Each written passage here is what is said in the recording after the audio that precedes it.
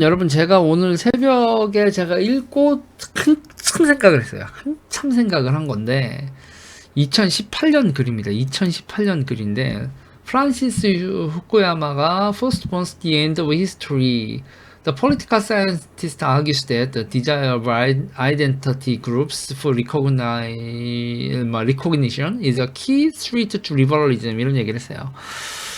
여러분, 그러니까 리버럴리즘의 인정투쟁이 리버럴리즘의 적응을 위협하고 있다 이런 얘기거든요. 여러분, 이게 배 따시고 이게 인간이 배지가 부른데도 여러분 졸라게 불만이 많은 게 인간이거든요. 그러니까 지난 30년 동안 보면 지난 30년 동안 문명이 어마어마한 정도로 발전을 하고 물질 문명이 엄청나게 발전을 했어요. 세계화 이후에. 그랬는데 일단 여러분 엄청나게 또 불평등해졌죠.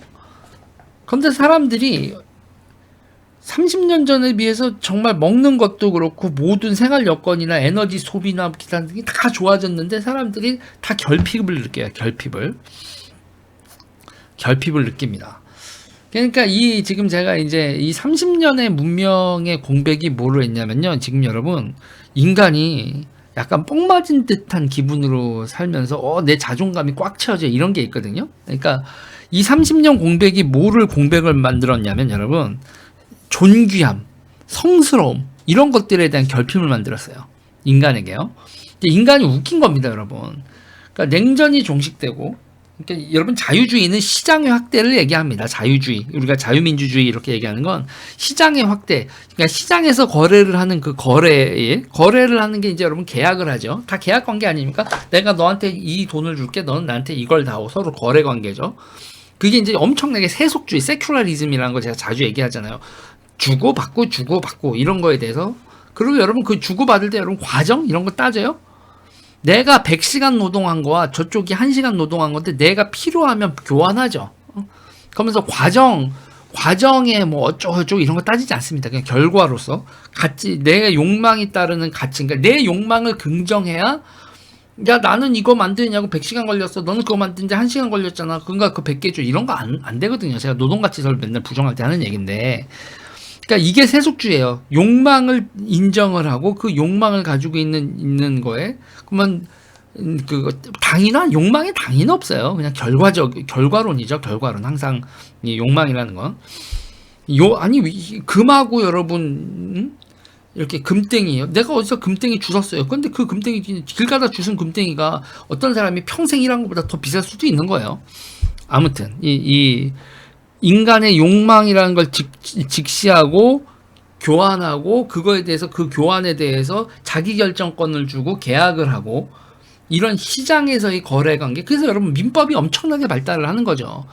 민법이라는 게 서로 간의 계약 관계, 약속에 대한 법이 이렇게 발전하고, 그러니까 시장의 확대, 세속주의의 확대, 그게 여러분 전 지구적으로 쫙 보여서 이제 엔드 오브 히스토리 뭐 이렇게 프란시스 후쿠야마도 얘기를 하고, 야 이제 세상 인간들 다 그렇게 사는 거야. 뭐 종교고 나발이고 뭐 공산주의 이데올로기고 종교고 나발이고 끝난 거 아니야? 라고 물음표를 이렇게 했는데, 근데 그게 아니었다는 거죠. 30년이 지나고 나니 많은 것을 소비하고 안락해졌죠. 그리고 여러분 인간 수명도 늘었어요. 영양 상태도 늘었고 인간 쪽수도, 그러니까 인구도 엄청나게 늘었습니다. 수명도 늘어, 영양 상태 늘어, 아이들 키도 커져. 그러니까 우리 몸뚱이를 둘러싼 여러분 모든 게 다 개선됐다니까요. 그리고 이제 몸 요가도 하고 필라테스도 하고 헬창이니 뭐니 크로스핏이니 그러면서 별것도 다 하고 이제 건강하게 살라고 별짓을 다 하고 몸매 하고 하다 안 되면 여기다 이렇게 이렇게 실리콘도 넣고 가슴 뭔 얘기야.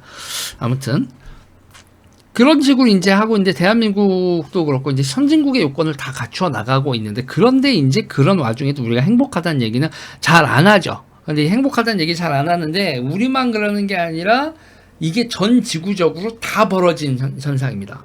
지난 30년간의 자유주의, 그러니까 미국 패권과 시장이라는 게 여러분 15세기, 16세기에서 자본주의적 세계 질서가 전 지구적으로 퍼지진 않고 있었던 거잖아요. 공산주의 블록이 있고. 근데 그래서 모든 공산주의 블록도 없어지고 WTO 맺어지고 가트도 이제 우루과이 라운드하고 이제 WG도 생기고 전 지구적으로 시장주의와 자본주의가 이제 모든 것의 사람의 생활을 규율하는 모든 질서다 이렇게 생각을 했는데 사람들이 지금 너무 불행하다고 그러고 불만이 많네 전 세계적으로.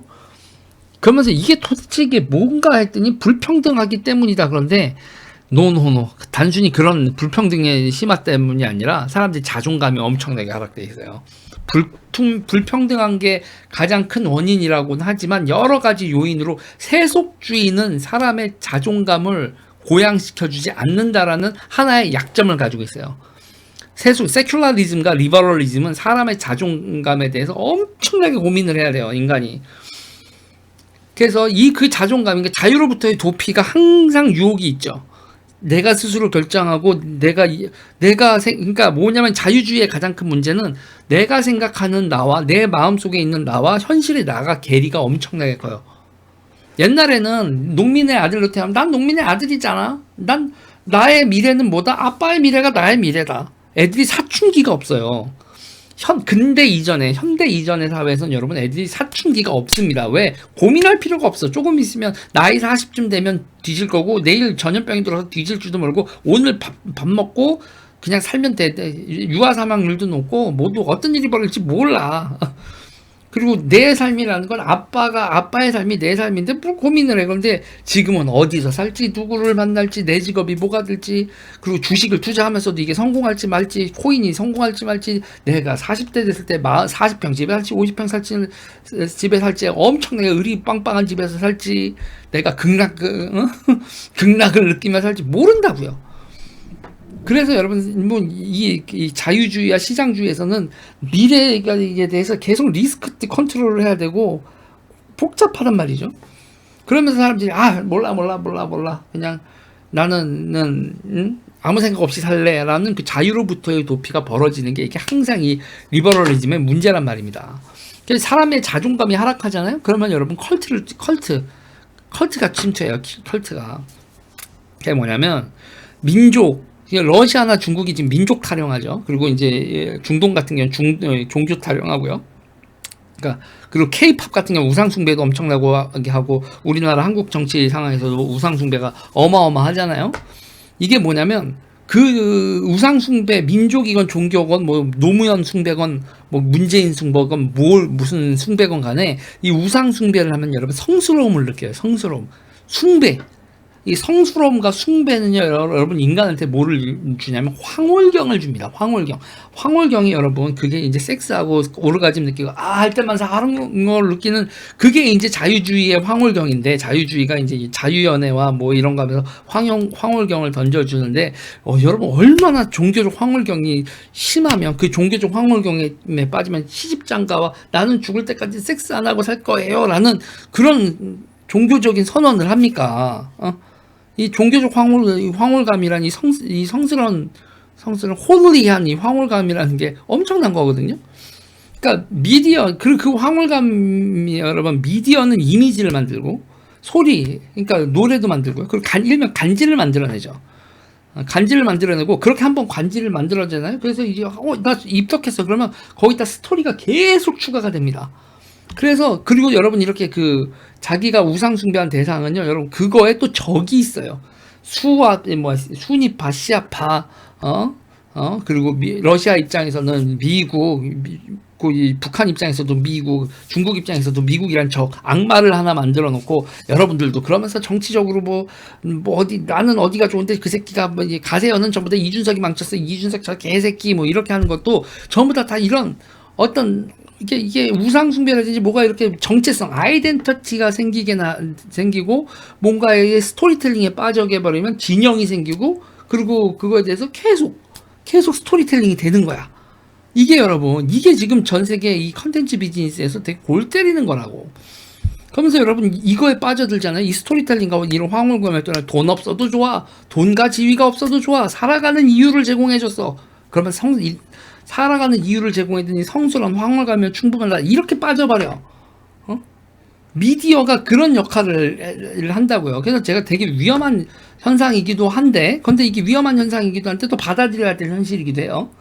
그러니까 그리고 여러분 이 정치적 동원 체계도 이 황홀경 속에 매몰되어 버린 지 오래라는 거예요.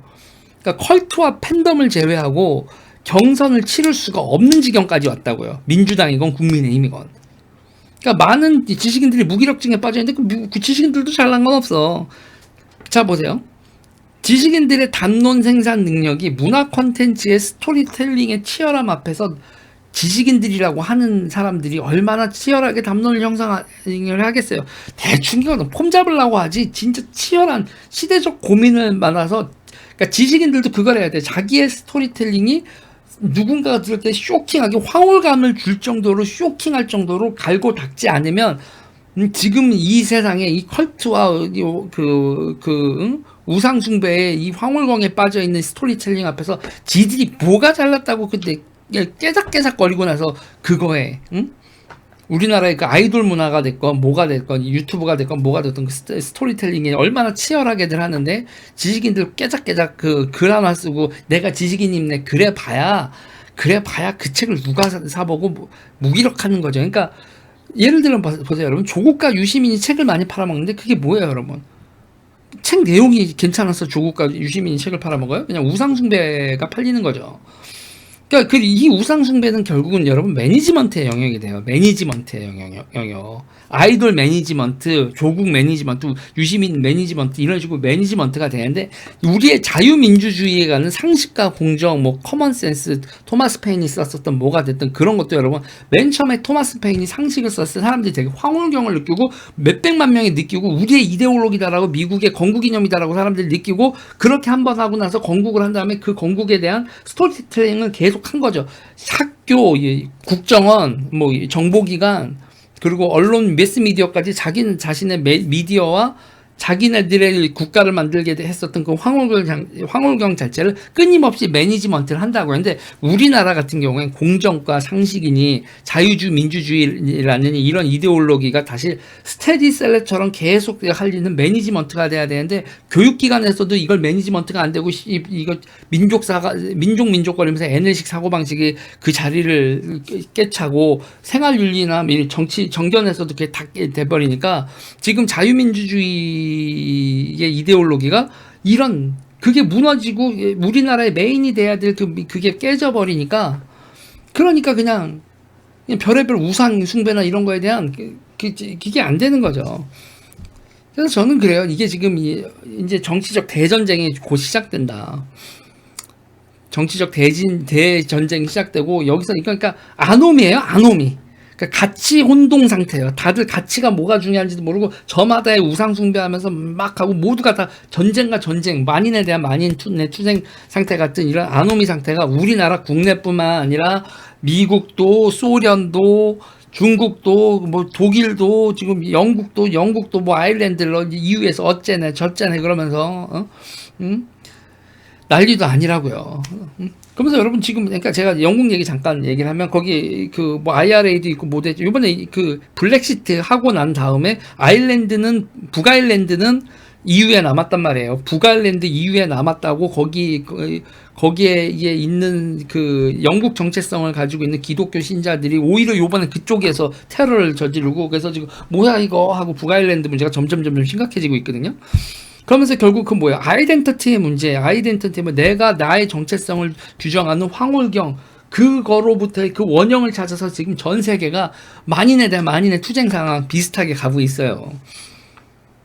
그래서 지금 이 전쟁이 끝나고 나면 결국 에픽 서사지가 써지고 누군가의 이념, 누군가의 방향 그런 것들이 또 1000년을 갈, 100년을 갈 그게 여러분 지금 이런 그게 다시 쓰여질 대혼란기이죠.